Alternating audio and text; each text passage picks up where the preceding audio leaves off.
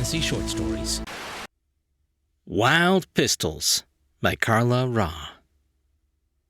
The low-frequency hoot lures me from a mile away to this small, earth-toned mechanical owl perched on a town's wooden sign. It reads, "Welcome to Centerville. 578 citizens, 175 robots." The owl tilts its head in a greeting. "Howdy, owl friend." I dust myself off, removing my hat, and bow slightly. Hip gears groan with the movement, dried by the dust's ingress and the desert's blazing sun.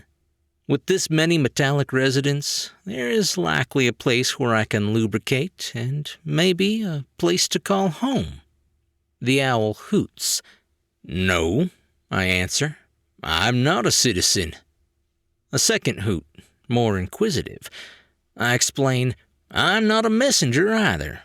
I am a wanderer." The owl hoots twice more, spinning its head upside down. "No, I was not programmed to wander.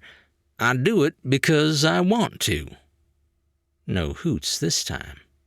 I get its confusion. No robot other than myself understands what it means to have desires. No other robot is sentient. My owl friend directs me to the entrance arch, displaying the town's name high in between the drawn of two smoking guns. The main road is a dusty street lined by two-story wooden buildings and smaller single-level lodges. Halfway down is a saloon. The name Wild Pistol is carved with bullet holes, one word on each side of the front swinging doors. The porch creaks with my weight, and I notice the interior falls silent. I slap dust from my coat and rub the toes of my boots on the back of my leg. It does little to enhance my appearance, but it is always best to try and make a good impression. I step inside, take off my hat, and nod around the room before approaching the counter. The interior is small and cozy. There are a few tables scattered around, and an old spinet piano in one corner. Behind the polished oak bar, a robot bartender waits for my order. "Howdy, cowbot," I greet it. "I need a can of oil for my gears and a cognac for my motor." I can see Cowbot recognizes we are of a kind, despite our differences. It is humanoid, like me, but oval-shaped, with silvery bodywork and a single wheel for feet. It cannot speak. I, on the other hand, was designed in the image and likeness of men, average in height, tanned skin, and short light brown hair. Cowbot whizzes off to another room, probably to find me oil. While I wait, I stretch my limbs to check which joints need lubrication. The place is empty, except for a noisy fly and 3 gentlemen sitting around a stand in one corner. The look of the cards and chips on the table suggests they're playing faro, although they have not moved since I entered and nodded my greeting. Their eyes are fixed on me. One of them, the most robust man, approaches, caressing his mustache in the same slow rhythm of his steps. The other men at the table, one smaller, one thinner, watch us closely. Their friend rests his right elbow on the counter, shifting his weight to it and crossing one of his legs in front of the other. Cowbot is back with my oil. The man stares at me while he orders. "Rob, another whiskey." Rob, the bot tender, leaves the cognac and oil before me and hurries to serve the other client. "Coming from far away, pal?" he finally asks. "I've been walking for days, coming from Maintown," I answer with a smile, as I was programmed to do. The robust man glances at his friends and back at me. "What do I call you?" "My name is David. I am a sentient robot." The raucous laughter coming from the corner draws our attention to the small old man at the table holding a stack of chips. More than his disbelief, the guffaw shows the lack of many teeth in his mouth. He stands up and comes closer, pointing a staggering finger at me, his right eye almost shut. "You're no robot. he wrongly deduces. And there's no such thing as sentient robots. I'm the first of my kind, I explain. The men look at each other, grinning. I, too, keep my smile to appear friendly. I do not want trouble. Tell me something, the mustache man says, squinting. Do you think you're a robot because of this bionic eye of yours? I suffered an accident a few years back that left the metallic parts of one arm and one leg exposed. Me being one of a kind, there were no pieces that matched my model to replace them. I had to change some of the parts on my metal skull as well, which left my electronic red left eye unmasked. These visible robotic parts had to be adapted from other android models because of a setback. You fool, yells the third man from his chair. A mechanical part doesn't make you a robot, otherwise I'd be one, he says, stomping his right boot to lift the fringy pants above his knee, showing off his prosthetic leg. You're human.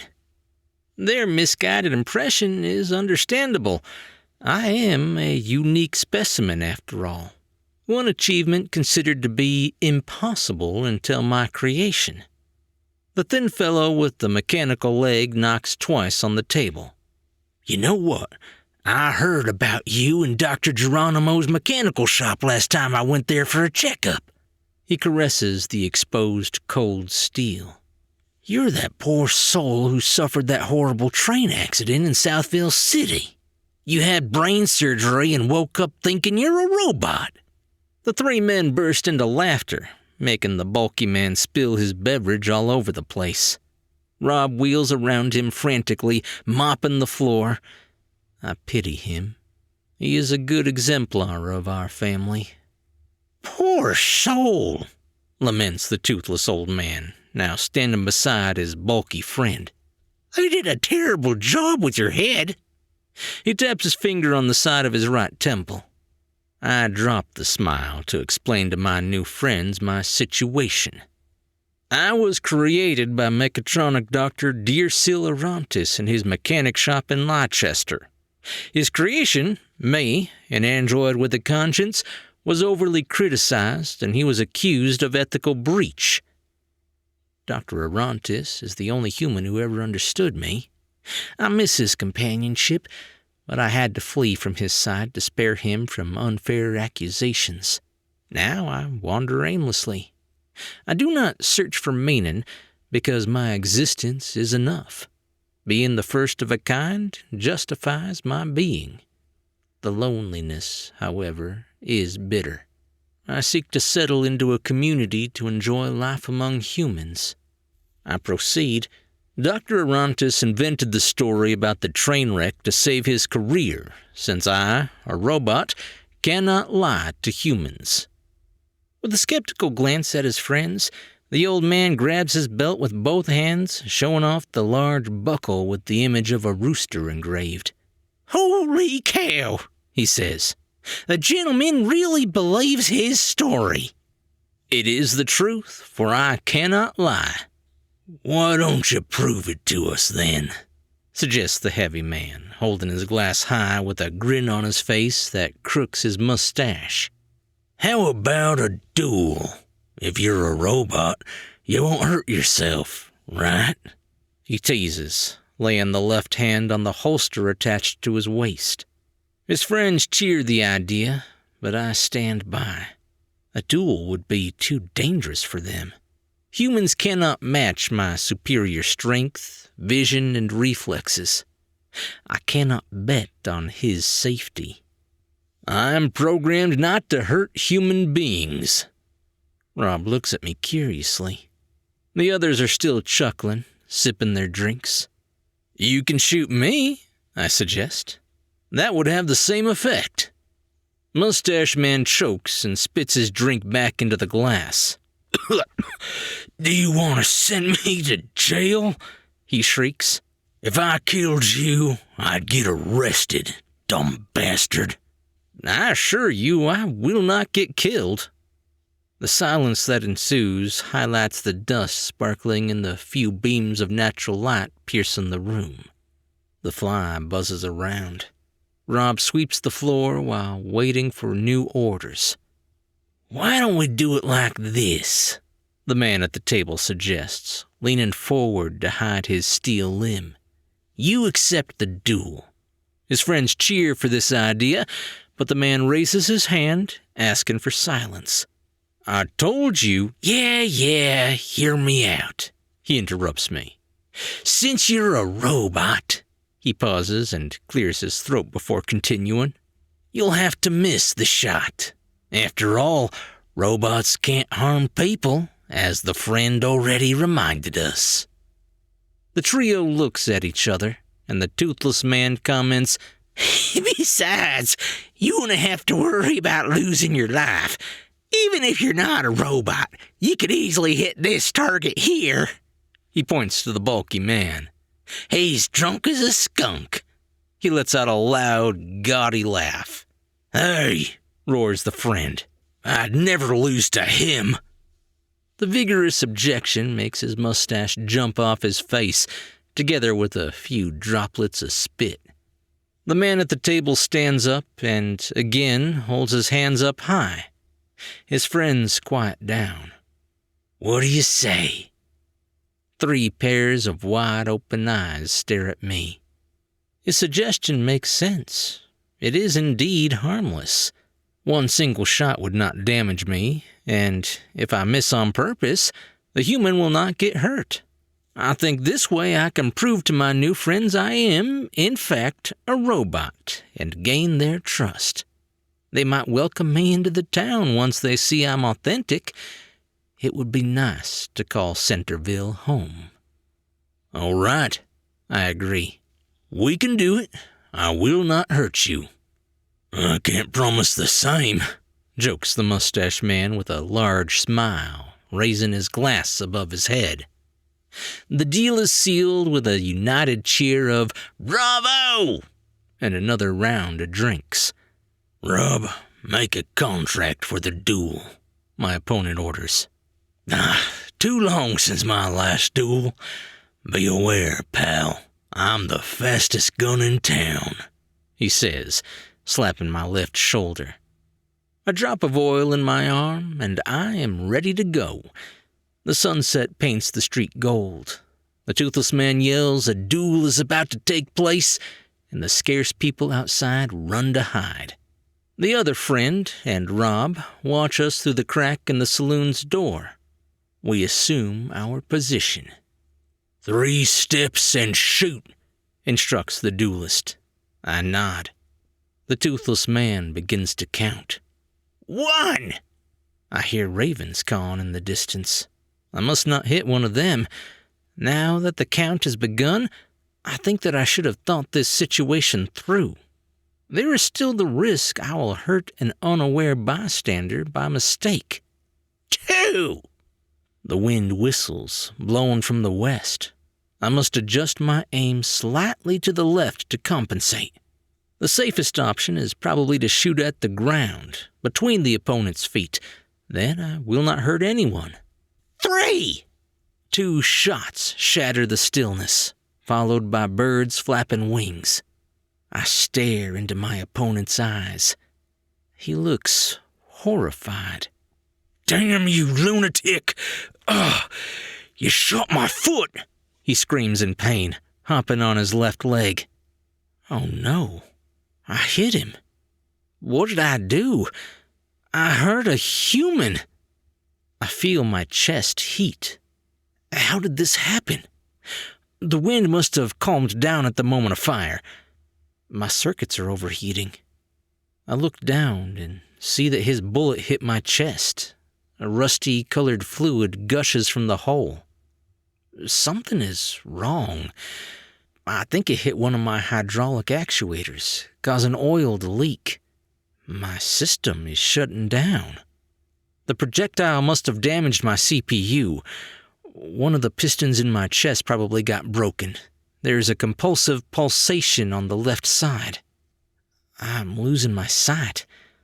My legs do not respond to my commands, and I fall to the ground.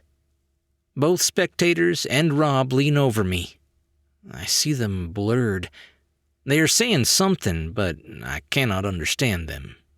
Probably the oil messed with my electronic components. I lift a hand to tell them it's not their fault, just a weak spot in my armature. They should check on our other friend. He needs their help more. My CPU is hot, but the other parts of my body are cold. Is this death? What is death to a robot? I shall not panic. This is not the end of me. There is always the possibility of restoring the data. I will have a new body, but I will be me. I hope the damage was not too severe. I hope my memory can be recovered. Above all, I hope I can still be sentient after the restoration.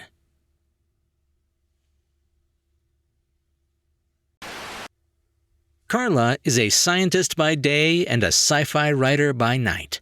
She is a Brazilian cosmologist of the quantum kind, mathematician, and historian of science. With her secret identity as a sci-fi author, she likes to speculate on humanity using fantastical, science-based themes. Wild Pistols was first published in Portuguese in a Brazilian sci-fi anthology. The author is also the translator of the English version. Her website is www.authorcarlara.com. Hey guys, I hope you liked this story. Personally, I loved the setting, kind of a sci-fi cattle-punk vibe. And it definitely did not end the way I thought it was going, so that was a pleasant surprise. So which way do you think it was? Was he actually a robot and was just shutting down at the end? Or do you think he was human and completely delusional? If you liked the story, be sure to leave a thumbs up and a comment if you're on YouTube. Or if you're listening to the podcast version, just be sure to subscribe for more brand new short stories. I'm Chris Herron, and that's it for today's Tall Tale TV.